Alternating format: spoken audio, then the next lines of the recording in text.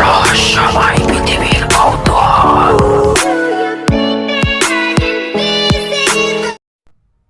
Hello my dear listener, welcome back to Most of the Point for my YouTube channel. So let's begin without wasting any more time.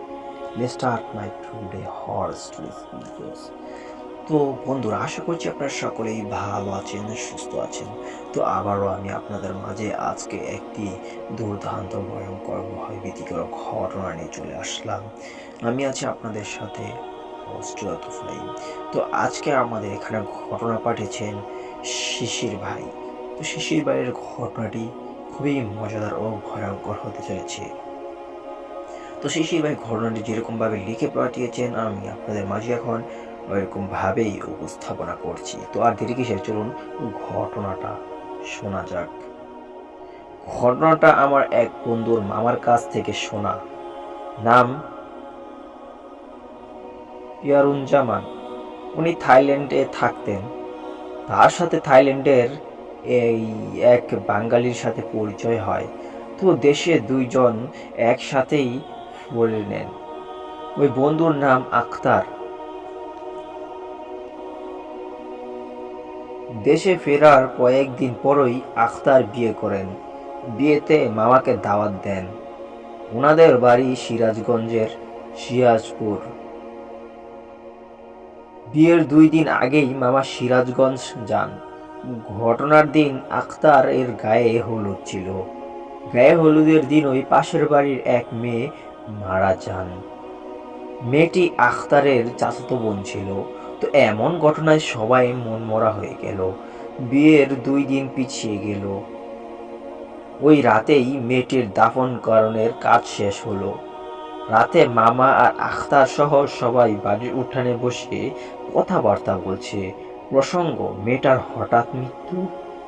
তো এক সময় বাড়ির কোনো এক সদস্য কলপারে গাছের নিচে কিছু একটা নড়তে দেখে।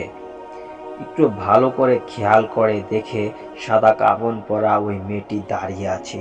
ভয়ঙ্কর ব্যাপার তখন ঘটে যখন এই ঘটনা সবাই দেখে।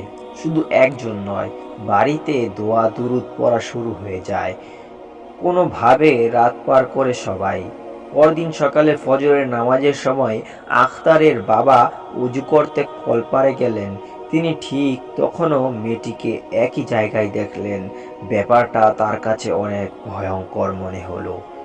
সকালবেলাও যে এই একই ঘটনা ঘটবে তা তিনি ভাবেননি। তিনি ঘটনাটি নিয়ে মসজিদের ইমামের সাহেবের সাথে আলাপ করেন। ইমাম সাহেব মেয়েটির লাশকে কবর থেকে তুলতে বললেন। কবর থেকে লাশ তোলার পর ইমাম সাহেব বাড়ির মহিলাদের বললেন মেয়েটির শরীর একবার পরখ করে নিতে। তো মেয়েটির শরীরে কোনো নাপাক কিছু আছে কিনা সবাই ভালো করে দেখলো। ভালোভাবে দেখার পর দেখা গেল যে মেয়েটির হলুদের অনুষ্ঠান এর জন্য শাস্তি গিয়ে হাতে পায়ে নীল পালিশ লাগিয়েছিল। তারই কিছু অংশ পায়ের কোনো এক নখে লেগেছিল। গোসলের সময় যেখানে পানি না যাওয়ার ফলে মেয়েটির কে কবর গ্রহণ করা ছিল না, সে নীল পালিশ পানিতে না যাওয়ার কারণে সে মেয়েটিকে কবর গ্রহণ করছিল না। পরে আবার লাশটিকে গোসল করানো হয় এবং পরিপাটি করে কবর দেওয়া হয়। এরপর মেয়েটির আত্মাটিকে আর কেউ কলপারে দেখেনি। মামা আরো বলছিলেন যে আজও গভীর রাতে কলপার থেকে নাকি কান্নার শব্দ পাওয়া যায়, কিন্তু কেউ আর মেয়েটির আত্মাটিকে দেখতে পায় না। তো এই ছিল আমার একটি ছোট্ট ঘটনা। ঘটনাটি সমাপ্ত করা হলো, আমি কালেক্ট করেছি। আমার নাম শিশির, তো আমার জন্য দোয়া করবেন। তো এই ছিল ঘটনাটি আপনাদের কাছে কেমন লাগলো অবশ্যই জানাবেন। হ্যাঁ বন্ধুরা, আমাদের চারপাশে অতিপ্রাকৃত অবাঞ্ছিত এমন কিছু ঘটনা ঘটে যায় যেটার ব্যাখ্যা কিংবা রহস্য আমরা কেউই খুঁজে বার করতে পারি না। তো এমন সব ঘটনা যদি আপনার চারপাশে বা আপনার সাথে বা আপনার প্রিয়জন বন্ধু বান্ধবের সাথে ঘটে থাকে, কালেক্ট করে অবশ্যই আমাদের এখানে পাঠাবেন। তো পরবর্তী ভিডিওতে না হয় আপনার ঘটনাটাই শোভা পাবে। তো আর দেরি কিসের, এখনই আপনার কালেক্ট করা ঘটনাটি পাঠিয়ে দিন। তো দেখা হচ্ছে পরবর্তী আরও একটি ভালো ভিডিও নিয়ে।